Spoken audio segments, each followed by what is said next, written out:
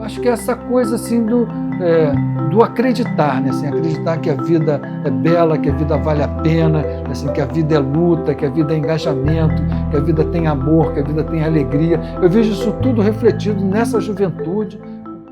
Tem muita gente que usa essa gíria, né? O jornalismo é uma cachaça, né? O jornalismo tem essa coisa que leva você a esse engajamento de estar o tempo todo ali, né? A gente era uma juventude que a gente vivia e respirava política, e era uma política assim, de construção de mundo mesmo, que a gente acreditava muito firmemente nisso. A minha família, assim, mãe carioca e pai capixaba. Meu pai trabalhava, era funcionário público do Estado, ele trabalhava na Suderge, que era responsável pelo Maracanã, né? Vários jogos no Maracanã, inclusive. Trabalhava ali, a Sudeste era ali perto da Quinta da Boa Vista, ainda funciona. E a minha mãe trabalhava no Senai, na Escola Técnica de Química Têxtil do Senai. Por isso que eu estava falando assim, naquela época era raro uma mulher trabalhar, né? Mas ela trabalhava, ela sempre se orgulhou disso, né? Assim, não só dela trabalhar, mas como ela ter um bom salário também. A gente morava ali no Jacaré, na rua Viúva Ortigão, me lembro até o nome da rua, né? Então era uma casa, a gente morava em casa, tinha bicho em casa, tinha cachorro, tinha pato, tinha gato, enfim, tinha um monte de bichos, assim, aquela vida típica de subúrbio, né? Então ali a gente morou ali durante um certo tempo. Os meus avós maternos também moravam nessa casa, era uma casa grande, né? Assim, pelo menos que eu me lembre, quando a gente vê foto, né, assim, aqueles álbuns que se fazia, né, antigamente, meu pai sempre teve o maior orgulho disso, porque uma vez eu perguntei para ele, né, pai, quem é que fazia essas fotos aqui? Ele falou, como quem é que fazia? Eu mesmo fazia essas fotos. Eu nem sabia desse lado dele de fotógrafo, então ele tem um lado assim de realmente fazer foto, né? Assim, eu tenho várias fotos, meu irmão menos, né? Mas na época que eu nasci ele fez muitas fotos assim, então até conheço essa fase da infância por causa disso. Meus avós paternos moravam no interior do Espírito Santo, e meu pai, quando veio ao Rio, ele veio para servir ao Exército. Ele chegou aqui no Rio de Janeiro com 17 anos para servir ao Exército, depois ficou, conheceu minha mãe. Se eu nasci em novembro, significa que eu sou filho do Carnaval, né? Eles casaram em janeiro, em fevereiro, mais ou menos, a minha mãe deve ter ficado grávida, eu nasci em novembro, né?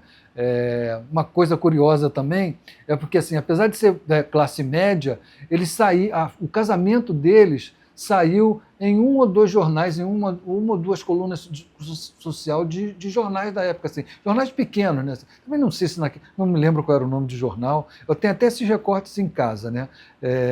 Mas isso também é um fato bastante curioso, né? Assim, de como que as colunas sociais se interessavam pela vida, assim, das pessoas comuns, né? Então tem lá a foto deles, né? Assim, no casamento e tal. Eu morei com eles uma certa época na casa deles, mas quando eu fui para o primário, com 6 anos de idade, eu fui estudar numa escola municipal Noel Rosa, que fica ali no antigo Jardim Zoológico, ali na divisa do Grajaú com Vila Isabel, e meus avós moravam num prédio que era bem em cima assim, desse antigo Jardim Zoológico.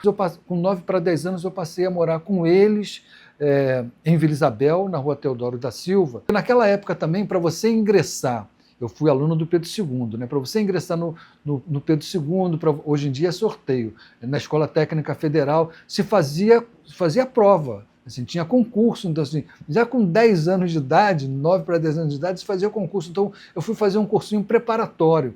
Então deixei os meus avós maternos e fui fazer esse cursinho preparatório para o Pedro II.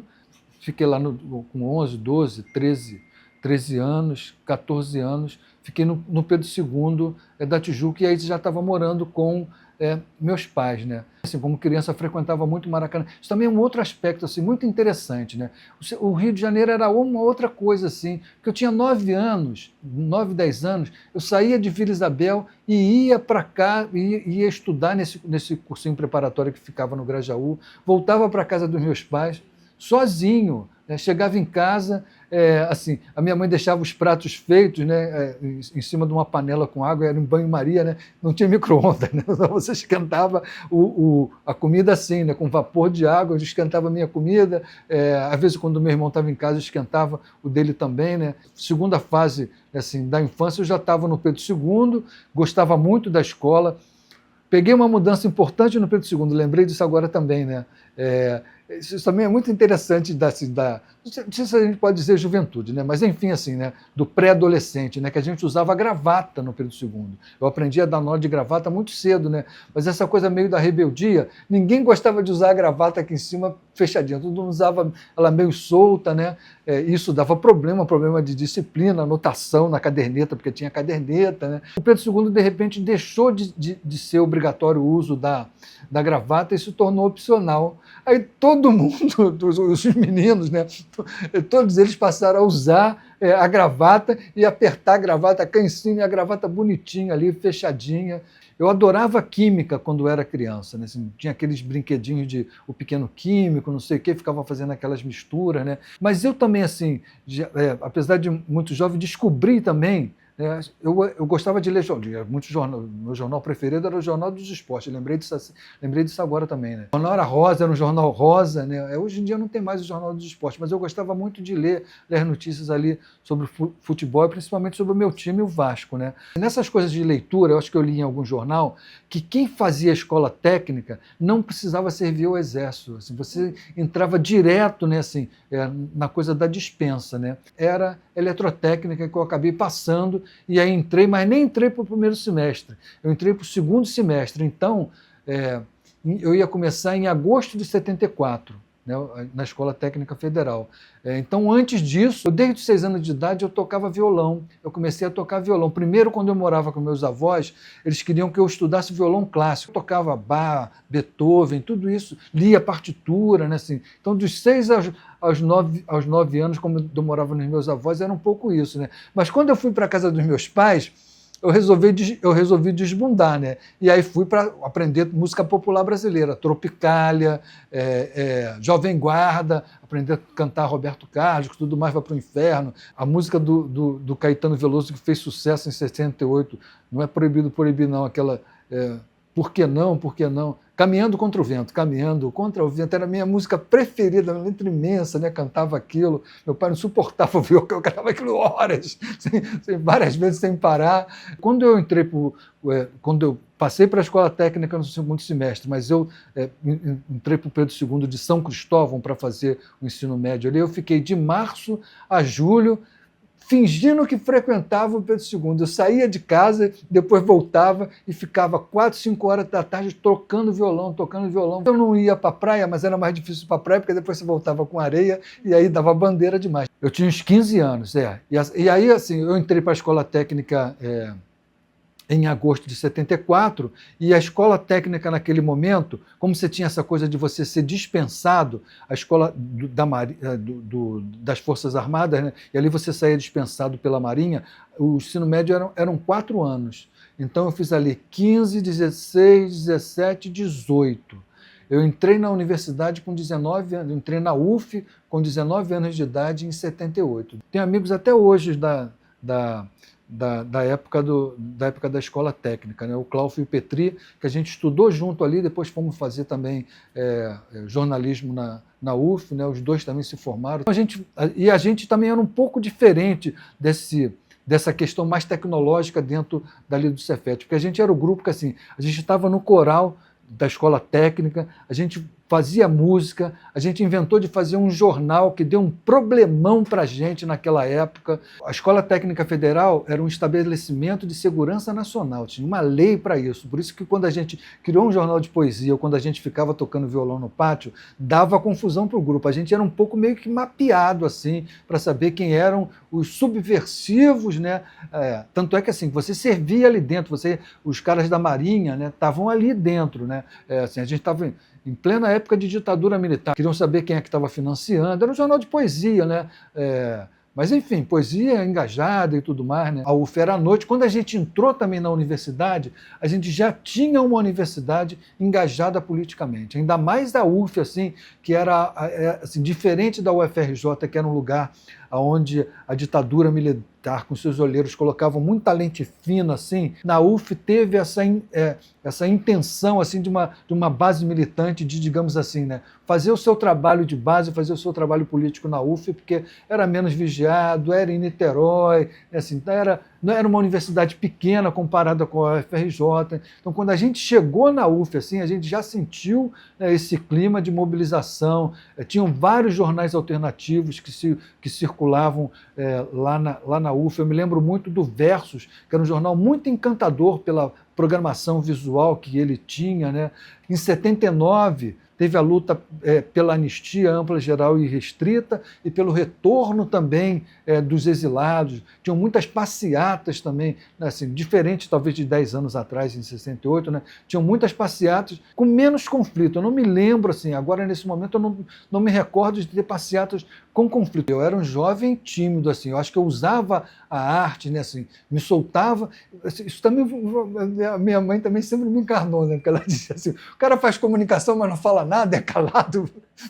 Depois eu larguei um pouco, quando eu estava para me formar, eu larguei um pouco tanto a música quanto a poesia, porque aí eu entrei de cabeça no jornalismo realmente, né. Eu me formei com 23 anos, né, então assim, eu comecei a trabalhar em 82, né? Para variar, tinha greve na UF, a formatura foi em janeiro, assim, já foi uma formatura de protesto, né? Assim, bem diferente dessas formaturas que a gente vê hoje, foi no ginásio, né? Assim, aquele monte de protesto, claro que a família toda foi, né? E em 82 mesmo eu comecei a trabalhar. Primeiro no jornal alternativo, chamado Luta e Prazer, que funcionava ali na Lapa. Era a época também do Circo Voador, que estava no Arpoador, vindo depois, né, para aquela região. Foi um jornal que durou de 81 a 83, então eu entrei em 82. Ele era um jornal que era formado basicamente por pessoas da área da psicologia, Psi, o universo Psi. Fiz um estágio muito rápido num jornal aqui no Rio de Janeiro chamado Rio Zona Sul, depois jornal de bairro, né, assim, que era uma outra coisa que também nessa época tinha muito jornal de bairro. Então foi bom que eu era uma jornalista que era dona do jornal, ela fazia praticamente tudo e eu fazia praticamente tudo junto com ela, da pauta, fotografia, escrevia o texto, fazia a revisão. Então foi um momento também de muita aprendizagem, né? Assim como nesse jornal também. Eu cheguei lá uma vez, assim, falei, eu queria vender uma matéria para você, né? Aí os caras falaram assim, ó, vender aqui você não vai conseguir não, mas se você quiser trabalhar com a gente, ser editor, a gente está precisando de um editor. A gente pode dar uns vale-refeição para você comer em restaurante vegetariano. Eu falei, eu topo, né? Aí virei editor do jornal, eu trabalhei uns 3 ou 4 números, porque depois, como eles ficavam até mesmo mexendo comigo, né, eu fui cooptado pela imprensa burguesa e aí fui trabalhar no jornal Última Hora. O jornal tinha uma tiragem que eu acho bastante alta também, assim, em torno de 20 mil exemplares. Começou sendo vendido, quando ele terminou ele já era distribuído gratuitamente, porque tinha um acordo com o Circo Voador e algumas publicidades que ali sustentavam o jornal. Eu saí de casa relativamente cedo, né? Eu saí num primeiro momento, quando eu estava ainda no último ano da faculdade, porque eu consegui uma bolsa do CNPq, fazia um estágio também, antes da imprensa alternativa, que era na Confederação Nacional da Indústria, que tinha carteira assinada, ganhava salário. Aí eu resolvi fazer uma experiência, que era morar em casa coletiva, que é outra coisa que eu também, hoje em dia, não vejo muita juventude falar. Essa coisa de você, antes de sair da casa dos pais e casar, você tem que, assim, era uma espécie de rito de passagem. Você tinha assim, que lavar a alma, aprender a viver coletivamente, para não fazer isso direto, né? Assim, sair da casa dos pais para ir casar. Era uma coisa meio da juventude, assim, de carioca daquela época, né? Era uma república, morávamos 6 pessoas, 3 mulheres e 3 homens, 3 jovens mulheres e três homens. Em comum a gente tinha a coisa da militância no PT. Todos nós era na Tijuca,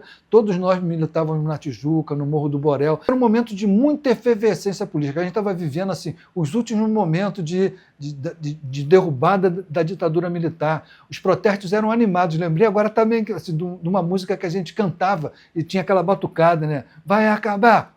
Aí o Alto-Ala gritava: o quê? Vai acabar. O quê? A ditadura militar. Rouba! Isso ecoava assim, na Avenida Rio Branco de uma tal maneira. Assim, já tinha uma outra pegada de manifestação, né, assim, 82, 83, que era bem diferente daquela outra pegada mais aguerrida, mais guerrilheira dos anos 60. E esse movimento também da juventude, né, e assim, esse movimento da juventude junto com esse pessoal que veio de fora, assim, tinha um outro aspecto de política que depois eu nunca mais consegui encontrar, assim, que eram aquilo que se chamava de esquerda festiva, porque tinha festa quase todo dia da semana, eram uns festões, assim, festa no circo voador, tinha festa na gafieira, assim, eu aprendi a dançar gafieira também, isso era assim, era uma bem ali na estudantina, lembrei o nome da estudantina, a gafieira também se recuperou nesse momento, então, exatamente esse momento aí, 78, 79, 80, 82, 83,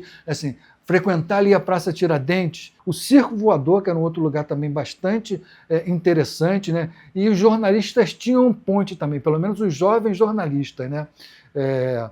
Que era assim, Posto 9, todo sábado, 4 horas da tarde, 5 horas da tarde, você chegava ali, você encontrava um monte de gente conhecida, um monte de amigos, na praia mesmo, principalmente no verão, já tinha horário de verão, em frente ao Posto 9, tinha a barraca do Uruguaio, acho que até hoje ainda tem uma bandeirazinha do Uruguai que fica por ali, e a gente já emendava, já ia jantar, porque verãozão no Rio, né?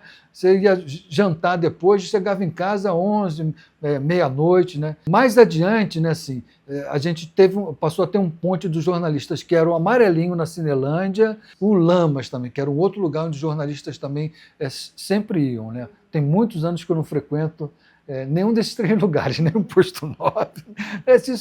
Isso é coisa de geração realmente, né? Mas isso era uma coisa impressionante. Você não tinha o que fazer, estava meio entediado sábado, assim, estava aquele sol, vou para o Posto 9 que lá vai rolar alguma coisa assim, espetacular. E acontecia realmente. Rolava uma festa, você ia para uma festa. Né? Naquela época eu usava um cabelo, era moda também os bailes black, né? Black Rio. Então, como meu cabelo tem essa coisa fácil dele ficar cacheado assim, era uma juba gigantesca assim, então eu tinha aquele pente de 4 assim, quando abria assim o cabelo para ele ficar bem grandão assim, era um cabelo enorme, né, assim, grande, isso na época da escola técnica, né? Depois, quando eu entrei